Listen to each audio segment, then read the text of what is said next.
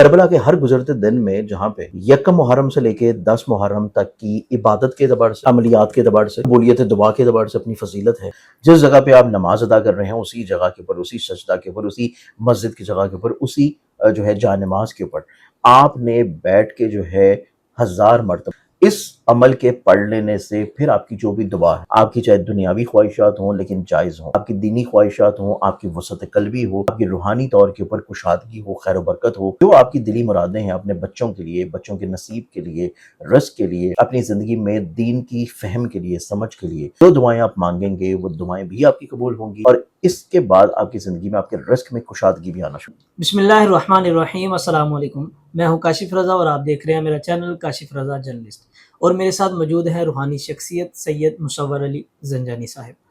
آج ہم سر سے جو ویڈیو میں جو ہمارا ٹاپک ہے وہ یہ ہے کہ 10 محرم کے حوالے سے کوئی عمل ہمیں ایسا بتائیں کہ جس کو ہم کریں اور پورا سال اس سے ہمیں برکتیں حاصل ہوں. تو سر سے ہی ہم عمل وہ پوچھتے ہیں. السلام علیکم. وعلیکم السلام. شاہ صاحب بہت شکریہ آپ کے وقت کا. آپ کی محبت کاشف. اور آج کے پروگرام میں اگر ہم لوگ دیکھیں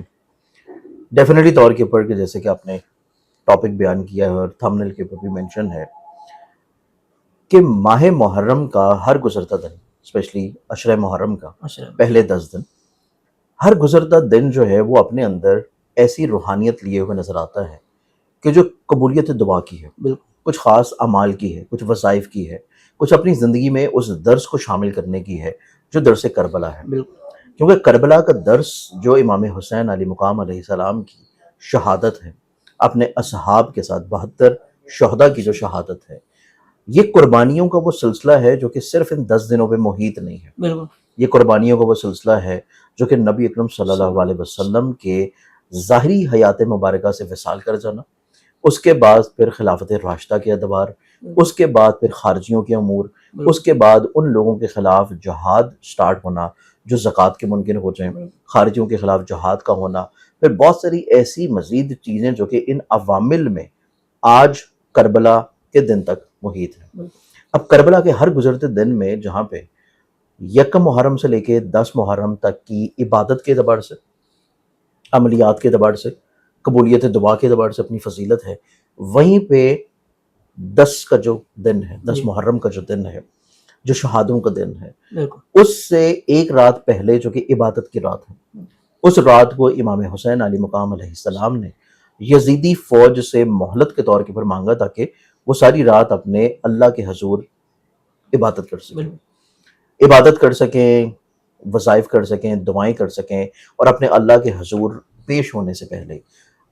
حق کے راستے کے اوپر شہید ہونے سے پہلے وہ اپنی عبادت جو ہے وہ کسی طور کے اوپر مکمل کریں. پھر اس کے بعد ہمیں جو 10 محرم کا دن ملتا ہے جو کسی طور کے اوپر قربانیوں کے ساتھ ساتھ یہ درس بھی دیتا ہے کہ آپ نے اپنے اپنے دور کا جو یزید ہے، اپنے اپنے دور کا جو ظالم حکمران ہو، یا کوئی آپ کے دفتر میں، آفس میں، گھر میں، دوستوں میں، ارد گرد میں کوئی ایسا فرد ہو جو کہ ظلم کے خلاف نہیں آواز بلند کر رہا، اور وہ ظالم ہے، مظلوم نہیں ہے،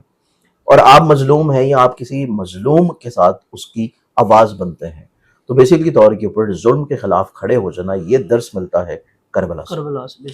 ظلم کے خلاف کھڑے ہو جانے کے علاوہ کربلا کا جو درس ہے وہ یہ درس بھی ہے کہ آپ اپنے ایمان کی حالت کو مضبوط کریں، آپ اپنے ایمانی طور کے اوپر تقویت کو مضبوط کریں، آپ اللہ کے اوپر توکل ضرور کریں، اور اللہ کے اوپر توکل کرتے ہوئے آپ کے اوپر جو فرائض ہیں ان فرائض کو پورا کریں. جہاں پہ یہ فرض ہے آپ کے اوپر اخلاقی طور کے اوپر بھی، دینی طور کے اوپر بھی، کہ آپ نے ظلم کے خلاف آواز اٹھانی ہے، وہیں پہ جو آپ کے روزمرہ کے فرائض ہیں، نماز کے فرائض ہیں، روزے کے احکام ہیں، زکوٰۃ کے احکام ہیں، اور سب سے امپورٹنٹ چیز کہ آپ اپنی انسانیت کے اعتبار سے، دوسروں کے لحاظ سے آپ کتنا زیادہ درد دل رکھتے ہیں، یتیموں کا کتنا احساس کر رہے ہیں، آپ مظلوموں کا کتنا احساس کر رہے ہیں. تو اس اعتبار سے بھی یہ وہ فرائض ہیں جو کہ دین اسلام ہمیں سب سے امپورٹنٹ ہی دیتا ہے. اب اس اعتبار سے اگر ہم لوگ دیکھیں تو ماہ محرم کی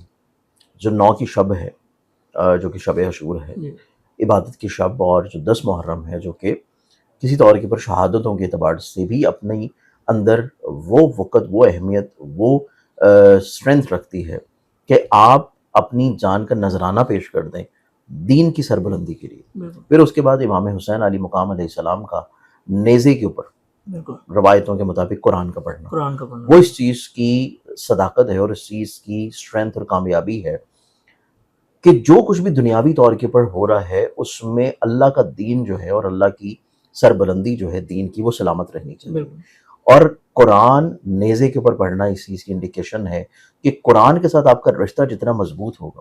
قرآن کے ساتھ آپ کا تعلق جتنا مضبوط ہوگا، آپ کی زندگیوں میں روحانیت، کشادگی، خیر و برکت اور سکون اور توکل اتنا مضبوط ہوگا۔ بے شک، یہاں پہ ہمارا سسٹم تھوڑا ڈفرینٹ ہے کہ ہمارا اور ہم قرآن سے دوستی کم رکھتے ہیں۔ بالکل ہم صرف قرآن فہمی کے لیے لوگوں کے کسی طور کے اوپر مرہون منت رہتے ہیں کہ لوگ ہمیں جو ہے اپنے مطلب کے مطابق قرآن فہمی سکھائیں، بجائے اس کے کہ آپ قرآن کو اس فہم میں سمجھیں کہ جس فہم میں قرآن جو آپ کے اوپر اتارا گیا ہے، بالکل آپ کو تا قیامت کے لیے، ہر قوم کے لیے، ہر امت کے لیے دیا گیا ہے۔ بالکل اب اس اعتبار سے سب سے امپورٹنٹ چیز جو کہ اعمال آتے ہیں، جی کیونکہ 10 محرم کا دن کچھ روایات کے مطابق ایسا بھی دن ہے کہ جس دن حضرت آدم علیہ السلام کی توبہ قبول کی گئی۔ کچھ روایت کے مطابق ایسا بھی دن ہے کہ جس دن حضرت نوح علیہ السلام کی کشتی جو ہے وہ جودہ پہاڑ کے اوپر لگی۔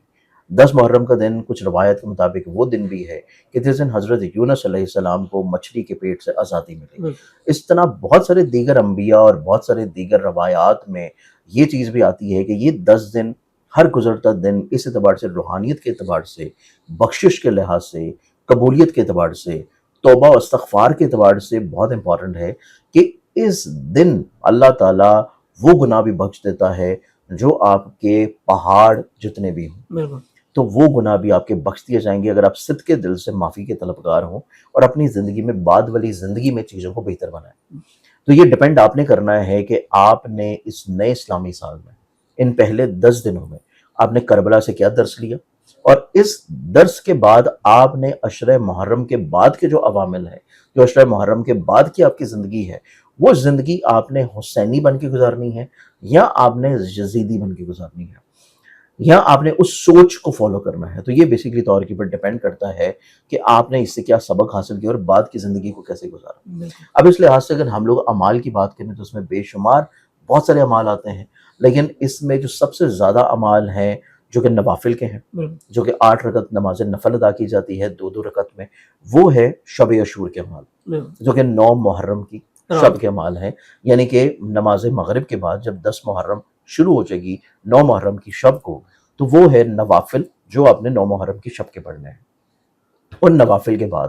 جس جگہ پہ آپ نماز ادا کر رہے ہیں، اسی جگہ کے اوپر، اسی سجدہ کے اوپر، اسی مسجد کی جگہ کے اوپر، اسی جو ہے جا نماز کے اوپر آپ نے بیٹھ کے جو ہے 1000 مرتبہ یا تو استغفار کی تسبیح پڑھ لیں، یا پھر آپ اپنے اعمال کو تھوڑا ڈیوائڈ بھی کر سکتے ہیں، یا تو صرف ایک ہی استغفار کی تسبیح آپ 1000 مرتبہ پڑھ لیں، یا پھر آپ جو ہے 10 مرتبہ سورہ قدر، 10 مرتبہ سورہ شمس، 10 مرتبہ سورہ توحید اور 10 مرتبہ الحمد شریف، یہ پڑھنے کے بعد آپ پھر ایک تسبیح 313 مرتبہ کی استغفار کی پڑھ لیں۔ ٹھیک ہے تو یہ کرنے سے آپ کے تمام تر جو ماضی کے گناہ ہیں وہ دھل جاتے ہیں، تمام تر گناہ جو ہیں وہ معاف ہو جاتے ہیں اگر آپ صدق کے دل سے معافی کے طلبگار ہیں۔ اور یہ منقول ہے، یہ روایت ہے بالکل اس بیمار کربلا سے جو کہ کربلا کے بیمار بھی ہیں اور امام سجاد بھی ہیں، اور امام سجاد زین العابدین علیہ السلام جو ہیں، یہ ان سے روایت ہے کہ یہ اعمال اگر آپ نماز شب کرتے ہیں، یعنی کہ آپ نماز مغرب کے بعد نماز شب کے ٹائم کے اوپر کرتے ہیں اور آپ کرتے ہیں 9 محرم الحرام کی شب کو، تو اس سے آپ کے گناہ کا کفارہ آپ کو اللہ تعالیٰ اسی طرح ہی دنیا میں واپس پلٹا دیتا ہے جیسے حج کے بعد آپ کے تمام تر گناہ دھل جاتے ہیں بالکل اور آپ ایک دن کے بچے کی طرح دنیا میں آتے ہیں۔ تو یہ عمال کر لینے سے بھی صدق کے دل سے آپ کی توبہ قبول ہوتی ہے۔ پھر اس کے بعد 10 محرم الحرام کا جو دن ہے، جی 10 محرم کے دن کے اعتبار سے نماز ظہر کے ٹائم کے بعد، نماز ظہر کے بعد آپ جس جگہ پہ نماز ادا کر رہے ہیں، مسجد میں، گھر میں، جس بھی جگہ میں، اسی جگہ کے اوپر جائے نماز کے اوپر بیٹھتے ہوئے آپ نے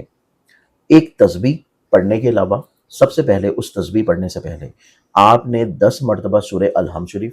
10 مرتبہ سورہ توحید جو کہ قل هو اللہ ہے، اور پھر اس کے بعد آپ نے ایک تسبیح پڑھنی ہے، بسم اللہ الرحمن الرحیم، سبحان اللہ والحمد للہ ولا الہ الا اللہ ولا حول ولا قوۃ الا باللہ العلی العظیم، اور اس کے ساتھ ایک اینڈ پہ آیت ایڈ کرنی ہے، استغفر اللہ ربی من کل ذنب واتوب الیہ۔ یہ تسبیح آپ نے 100 مرتبہ پڑھنی ہے۔ اس عمل کے پڑھ لینے سے پھر آپ کی جو بھی دعا ہے آپ کی چاہے دنیاوی خواہشات ہوں لیکن جائز ہوں، آپ کی دینی خواہشات ہوں، آپ کی وسعت قلبی ہو، آپ کی روحانی طور کے اوپر کشادگی ہو، خیر و برکت ہو، جو آپ کی دلی مرادیں ہیں اپنے بچوں کے لیے، بچوں کے نصیب کے لیے، رزق کے لیے، اپنی زندگی میں دین کی فہم کے لیے، سمجھ کے لیے، جو دعائیں آپ مانگیں گے وہ دعائیں بھی آپ کی قبول ہوں گی، اور اس کے بعد آپ کی زندگی میں آپ کے رزق میں کشادگی بھی آنا شروع۔ ٹھیک ہوگا، بہت شکریہ سر آپ کا۔ 10 محرم کے اعمال سر نے بیان کر دیے ہیں، اس عمل کو ضرور کیجیے گا، اللہ تعالیٰ ہمیں بھی کرنے کی توفیق عطا فرمائے۔ اللہ حافظ۔